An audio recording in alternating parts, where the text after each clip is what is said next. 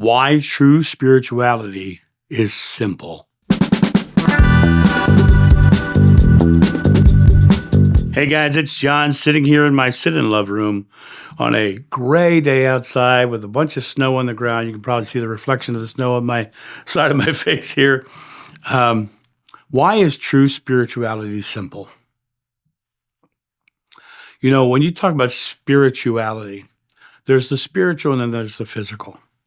The spiritual is the non-corporeal. It's the things that are not in the physical. It's the expressions of the energies of the universe or the energy of God, however you want to say it. And the non-corporeal is in everything. And why do I say that? Because we're looking at atoms wherever we live in life, and those atoms are mostly empty space.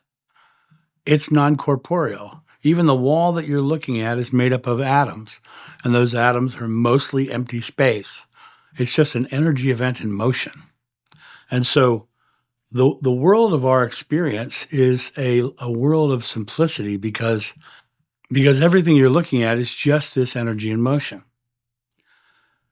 When you dive into all the spiritual texts, and I'm not going to quote them all again, but they all say in some form that your belief and your thoughts about this present moment are being created into your experience. When you start to look at them all and you start to find that in all of them, and then you go back and you find that they all say a different story when it comes down to what you have to do and the rules and the regulations and the sins and the fears and the anxieties and the judgment and all of that other stuff, you start to realize that everything that they're talking about is things to make you think fear or things to be afraid of. They are concepts that are designed to make you fearful.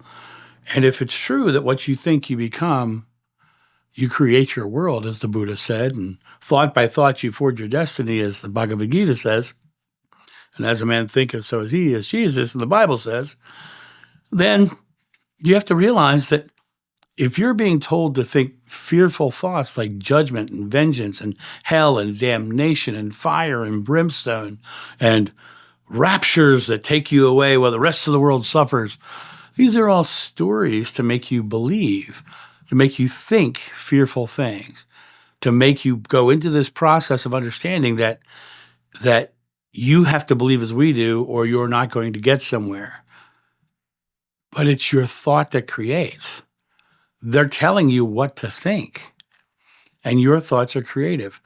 So why not think loving things? Why not think creative, beautiful things? Why not think enjoyment and adventure and exploring a beautiful world and finding beautiful people and admiring wonderful art and wandering in nature, loving nature?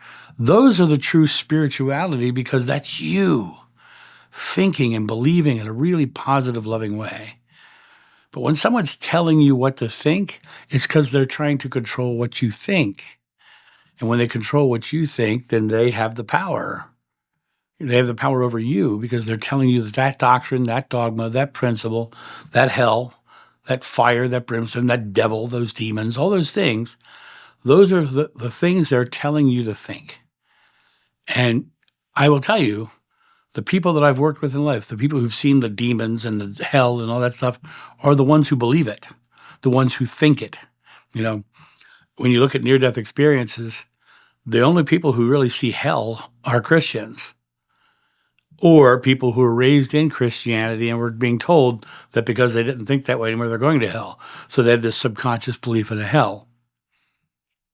But when you look at it from the perspective of if they were thinking a different thought, if they were believing something different, they wouldn't have that experience. I spent years and years and years stripping away religion. Yeah, I quote them all the time, but I don't limit myself to one. I don't have a religion. People will often, rail at me for things I say that don't seem Christian, and my response is always very simple. I say, I'm not a Christian because I'm not. Well, I am John and I am love. That's the choice that I am making to live.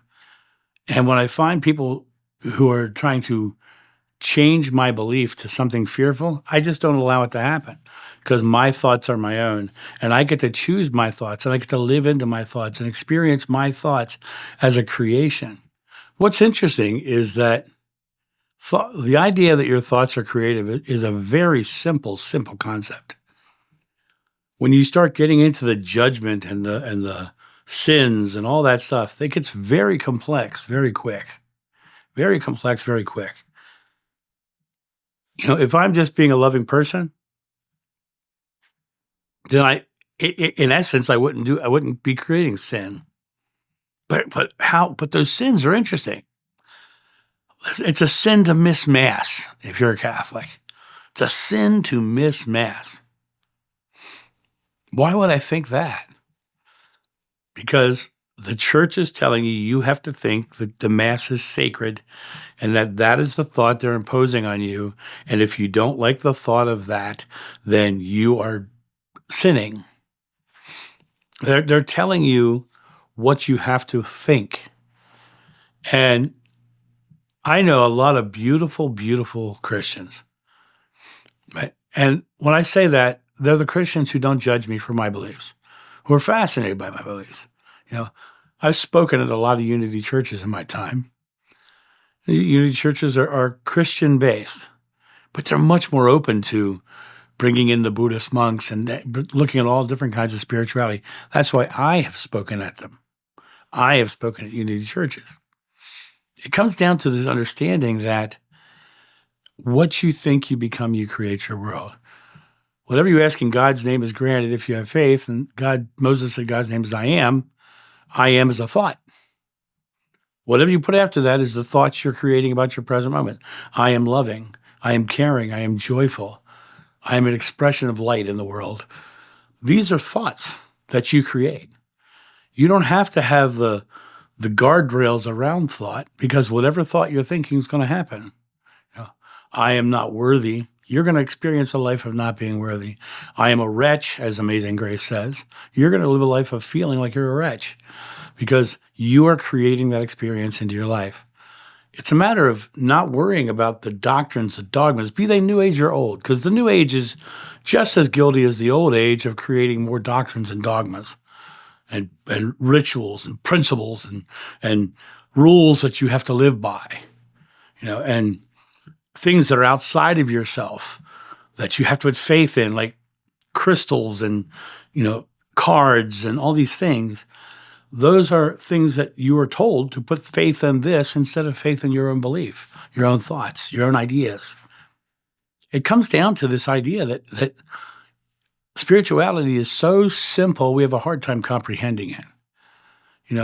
You say, you walk outside and you're looking at the ice and you're thinking, oh, I'm going to slip on the ice. You're going to slip on the ice because I am is a thought. I am going to slip. Boom, you fall, right? I tell the story of in my other room, there was a stain on my ceiling and I had my Kills primer paint out. I was painting over the stain. And I looked over and I saw a black button-down collared shirt on a table 7 feet away. And without monitoring my thoughts, I said, oh, I'm going to get paint on that. The second I said that, a drop of white paint flicked off that brush, flew 7 feet across the room, landed on the front of that black shirt. I am going to get paint on that. That happened because my thought was creating that way. We create so unconsciously in life that we don't understand that the world is a product of our belief. Book of John says, in the beginning is the Word, and the Word was with God, and the Word was God. Your words, your thoughts, your beliefs go out to God, source, consciousness, yada, yada, and it's reflected in the image around you. Your thoughts are literally creating in the image of God. We are created in God's image, right? We are literally creating. What you think you become, you create your world. When you pray, believe you shall receive. It's the belief that's creating. It's the thought that's creating. And when you realize that the thought is simplicity itself, that you have to come to the place of understanding, what am I thinking? Am I living my life from my subconscious belief, which I'm at 85 to 90% of every day, or am I grabbing a hold of my I am moment and choosing the thoughts I'm creating. And it's that simple. You don't have to get into the doctrines, the dogmas, the rituals, the principles, the guilt, the self-doubt that religious dogma delivers to you. You are creating. And if you believe you are, if you think you are not worthy, that's the experience you'll live.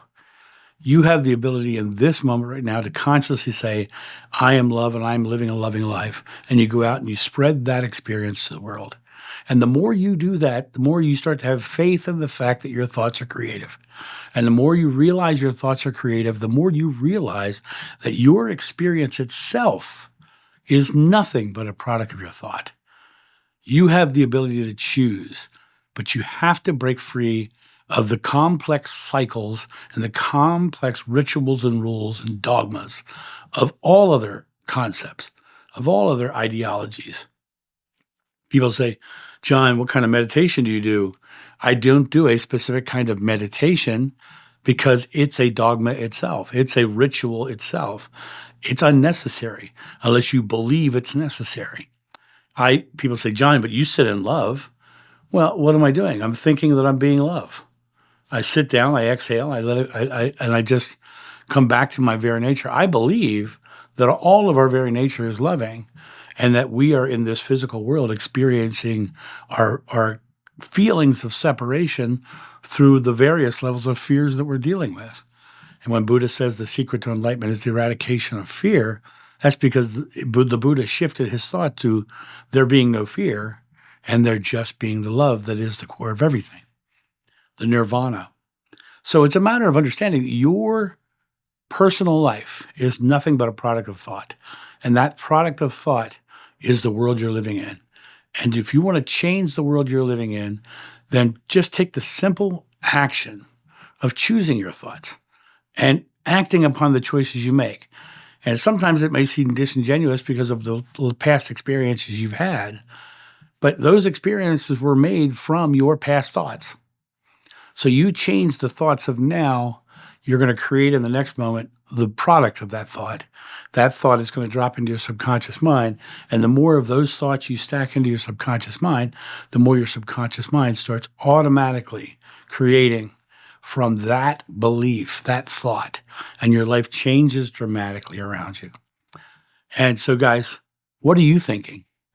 Take today to sit down and realize what you've been thinking. What are you telling yourself? What are you creating? What idea? And choose the thought. Choose the next direction you're heading, because that is your simple power to realize that your thoughts are creating the experience, and then to choose the thoughts that you're creating and then live into it.